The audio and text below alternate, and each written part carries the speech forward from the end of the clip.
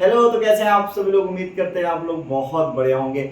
आज की वीडियो में हम लोग चर्चा करने वाले हैं कि मैथ्स को कैसे मजबूत करें। ऐसे बहुत सारे बच्चे हैं जिनको मैथ्स को लेकर प्रॉब्लम होती है और जिनकी मैथमेटिक्स कमजोर है। आज हम लोग चर्चा करने वाले हैं मैथ्स में 100 में 100 मार्क्स कैसे लाने वाले हैं। आज वो सारी स्ट्रेटजी आपको बताने वाला हूँ। आप सभी को पता है कि पिछले 4 सालों से लगातार अभी तक 700 से ज्यादा बच्चों के मैथ्स में 100 में 100 दिला चुका हूँ। इस बार ही 200 से ज्यादा बच्चों के मैथ्स में 100 में 100 हैं। आप में से ही बहुत सारे बच्चे कमेंट करते हैं पास आउट कि सर 90 प्लस है, 95 है। तो अब अगला नंबर आपका है मैथ्स में 100 में 100 पाने का। बहुत ध्यान से सुनना, कोई भी ऐसी चीज नहीं बताने वाला हूँ जो उल जुलूल हो या इधर उधर से हो। आप सभी को पता है कि अच्छा खासा मैथ्स को लेकर एक्सपीरियंस रहा है। आज वो सारी चीजें आपको बताने वाला हूँ उस एक्सपीरियंस के हिसाब से, और आप सभी को बताने वाला हूँ कहाँ आप गलती करते हो और कहाँ जो 100 में 100 पाने वाले बच्चे होते हैं जहां पर वो सुधार करते हैं। आज उन सारे पॉइंट्स पे हम लोग चर्चा करेंगे, तो नजर स्क्रीन पर रखिएगा और समझने की कोशिश करिएगा। सबसे पहली बात मैं आप सभी से चर्चा करूं तो जो सबसे बेसिक सी बात होती है, आप लोगों में सबसे पहले तो विलिंग पावर की कमी होती है। आप में से बहुत सारे बच्चे जिनकी मैथमेटिक्स कमजोर होती है, उनके साथ सबसे बड़ी प्रॉब्लम ये होती है कि उनके दिमाग में पहले से सेट होता है, नहीं यार मैथ्स तो टफ है, इसको लेकर ये प्रॉब्लम है, इसको लेकर ये प्रॉब्लम है, यार नहीं हो पाता हमसे। बाकियों को समझ में आता है, हमको नहीं समझ में आता है। आपको नहीं समझ में आता है तो आपने कोई एक्स्ट्रा एफर्ट लगाया आज तक? आपने कभी ऐसा कोई एक महीना गुजरा जिसमें लगातार एक महीने आपने मैथ्स को समय दिया फिर भी आपको मैथ्स नहीं गई? हो सकता है एक दो दिन आपने दिए हों, उसके बाद आपने नहीं दिए होंगे। तो सबसे पहला स्टेप ये है कि अगर आप सभी के साथ ऐसी प्रॉब्लम है, ये प्रॉब्लम जिन बच्चों के साथ है, उनके लिए क्या करना है बेटा, प्रॉपर आपको एक नोट्स बनानी है और उस नोट्स में पहले चैप्टर से एक स्ट्रेटजी प्लान करके बेटा पहले चैप्टर से अच्छे से इंट्रोडक्शन पढ़ना है। उसके बाद एक एक क्वेश्चंस की अच्छे से प्रैक्टिस करनी है, एटलीस्ट 3 से 5 बार। 3 से 5 बार जब आप एक एक क्वेश्चन की प्रैक्टिस करेंगे तो ये थोड़ा सा टाइम लेगा। ये बहुत जादू सा नहीं होता है कि भाई जादू हुआ, ऐसा हुआ, गायब हो गया, नहीं। आपको ये थोड़ा सा टाइम देना पड़ेगा, लगभग 15 से 20 दिन। 15 से 20 दिन के बाद आपका माइंड और मैथमेटिक्स के बीच में एक रिलेशन हो जाएगा। अभी दोनों के बीच में एक दूरियां चल रही है, जिसकी वजह से एक प्रॉब्लम क्रिएट हो रही है कि भाई आप मैथ से नफरत कर रहे हो, मैथ्स आपसे नफरत कर रही है। आपको 15 से 20 दिन हर एक क्वेश्चन के लिए 3 से 4 बारी प्रैक्टिस देनी होगी, पेन से करना होगा। दूसरी सबसे बड़ी प्रॉब्लम ये आती है, हम लोग पढ़ाई ऐसा करते हैं कि भाई हम ऐसे क्वेश्चन देखे, अच्छा इसमें डिफरेंशिएट करना है, अच्छा इसको ऐड करना है, अच्छा इसको सब्ट्रैक्ट करना है, ये सारी चीजें हमने देखी, उसके बाद पेज पलट दिए और वही क्वेश्चन जब एग्जाम में आया नहीं कर पाते हैं, मुंह फैला के बैठे रह जाते हैं। क्यों? क्योंकि आपने उस क्वेश्चंस की प्रैक्टिस ही नहीं की। एक्चुअल में आपने देखा ही नहीं कि डिफरेंशिएट करते वक्त क्या प्रॉब्लम आएगी, आपने देखा ही नहीं कि मल्टीप्लाई करते वक्त क्या प्रॉब्लम आएगी, आपने देखा ही नहीं कि इसमें जब हम आव्यूह का गुणनखंड विधि लगाएंगे तो क्या दिक्कतें आएंगी। जब तक आप पेन से क्वेश्चंस को नहीं सॉल्व करोगे, आप एग्जैक्ट प्रॉब्लम को नहीं जान पाओगे और उसका सोल्यूशन नहीं दे पाओगे। तो सबसे दूसरी जरूरी बात यह है कि आप सभी लोग सारे क्वेश्चंस को सॉल्व करोगे।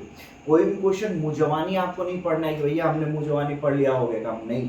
क्वेश्चंस को बैठ के अच्छे से सॉल्व करना है। कोई भी क्वेश्चन हो उसको समय देना है और उस क्वेश्चन को सॉल्व करना है, उसकी प्रैक्टिस करनी है। दूसरी बात आती है कि सर जब आप क्वेश्चंस पढ़ाते हो तो हमें समझ में आते हैं, लेकिन उसके बाद जब हम उपन्यास करते हैं नहीं कर पाते हैं, एग्जाम में जाते हैं नहीं कर पाते। क्यों नहीं कर पाते?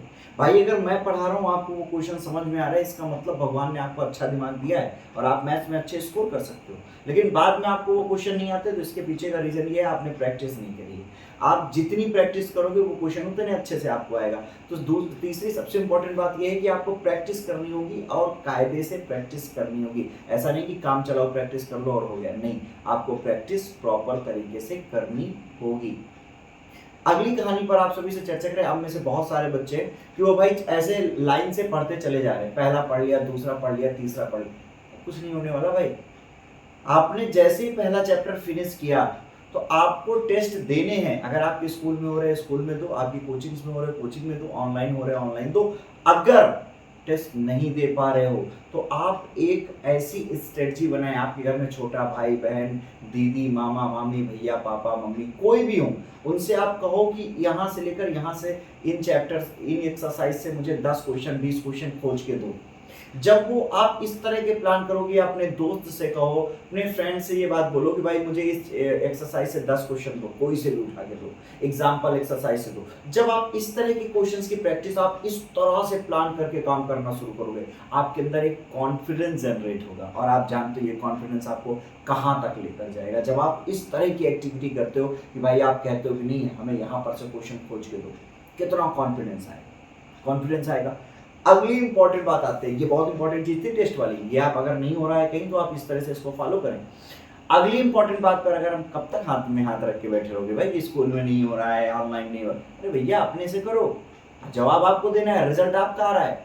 अगली इंपॉर्टेंट बात पे अगर मैं आप सभी से चर्चा करूं तो इंपॉर्टेंट बात ये है कि सर मैथ्स में ये बुक वो बुक, बेटा आप इतना कंफ्यूज हो रखे हो, 1000 किताबें पढ़ रहे हो, आपके पास टाइम है ही नहीं, बच ही नहीं रहा है। भाई सबसे सिंपल सी बात मैंने कही है कि भैया अच्छे मार्क्स, कितनी बार वीडियोस में समझाया है, अच्छे मार्क्स 100 में 100 चाहिए। आप सभी लोग चुपचाप केवल एक बुक परचेस करो, एनसीईआरटी के अलावा कोई दूसरी बुक टच मत करो।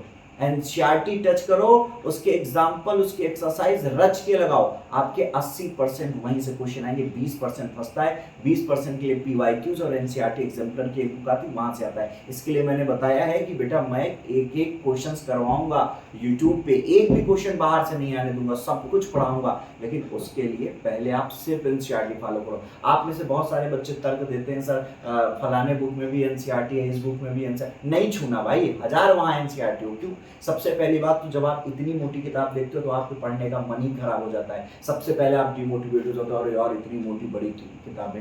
उसके बाद क्या होता है, जो इंटेंसिटी से आप एनसीईआरटी के क्वेश्चन को फोकस कर सकते हैं तो वो नहीं कर पाते हो। क्यों? क्योंकि वो किताबें खुद से और क्वेश्चंस लेकर आती हैं। अब आप कहोगे अच्छी बात तो है सर, नहीं अच्छी बात है भाई, आपके बोर्ड एग्जाम के पर्पज से नहीं अच्छी बात है, आप उन्हीं क्वेश्चंस को रटे जा रहे हो, वो भी दूसरे टाइप से जिनको आना भी नहीं है। तो आप भैया वही एनर्जी जो डिफरेंट क्वेश्चंस में लगा रहे हो, वही एनर्जी आप एनसीईआरटी की बुक में लगा दो, आपको एक क्वेश्चंस रट जाएंगे, एग्जाम में अच्छे मार्क्स लेकर चले जाओगे। रही बात सर हमको आईआईटी एनडीए, भैया उसके लिए आपको अलग से एफर्ट लगाना पड़ेगा, जो बाकी बुक्स में जिस स्टैंडर्ड के क्वेश्चन उससे कुछ नहीं होने वाला है, तो आपको अलग से एफर्ट लगाने पड़ेंगे। तो आप वो दलीलें यहाँ नहीं लगाओगे, चुपचाप एनसीईआरटी फॉलो करो, एनसीईआरटी के एग्जाम्पल्स लगाओ, मन लगा के पढ़ो। बाकी उसके बाद सारे क्वेश्चंस मैं कराऊंगा, एक भी क्वेश्चन बाहर से नहीं आने दूंगा, मेरी जिम्मेदारी है, मैथ्स में 100 में 100 दिला के रहूंगा। आप ही के बड़े भाइयों ने कितने भर भर के कमेंट्स करेंगे सर मेरे इतने मार्क्स आए, मेरे इतने आए, 100 आए, 95 आए, 90 आए, 85 आए। ये सिर्फ पॉसिबल हो पाया भरोसा और ट्रस्ट पे। आपको मेरे पे भरोसा और ट्रस्ट करना होगा, और जितना कह रहा हूँ उतना आपको एक एक चीज फॉलो करनी होगी। जिस भी चैप्टर स्कूल में चल रहा हो या आपकी कोचिंग में चल रहा हो, भैया उसको वहां पर पढ़ो, लेकिन उसके अलावा घर पे पहले चैप्टर से रिवीजन शुरू कर दो अगर आपका कमजोर है। अगली लास्ट इंपॉर्टेंट बात बताने वाला हूं जो कि बहुत ज्यादा जरूरी है, वो ये है बेटा कि अगर आपके स्कूल में आपके सर एक्सरसाइज 6.3 पढ़ाने जा रहे हैं, तो आप उस एक्सरसाइज के क्वेश्चंस की प्रैक्टिस सर के पढ़ाने से पहले खुद करके आओ। अब आप कहोगे सर हम ऐसे कर लेंगे सर के बिना पढ़ाए, भैया क्वेश्चन पढ़ पाओगे? क्वेश्चन पढ़ पाओगे? और उस चैप्टर को या उस एक्सरसाइज को शुरू करने से पहले टीचर ने इंट्रोडक्शन दिया है, उस इंट्रोडक्शन के बेसिस पे उन क्वेश्चंस को लगाने की कोशिश करो। नहीं लगा सकते तो कम से कम 3-4 बार उन क्वेश्चंस को पढ़ के जाओ। जब आप पहले से ये करके जाओगे ना, उस समय क्लास में बेहतर की स्टूडेंट की तरह बैठोगे और अच्छा परफॉर्म करोगे।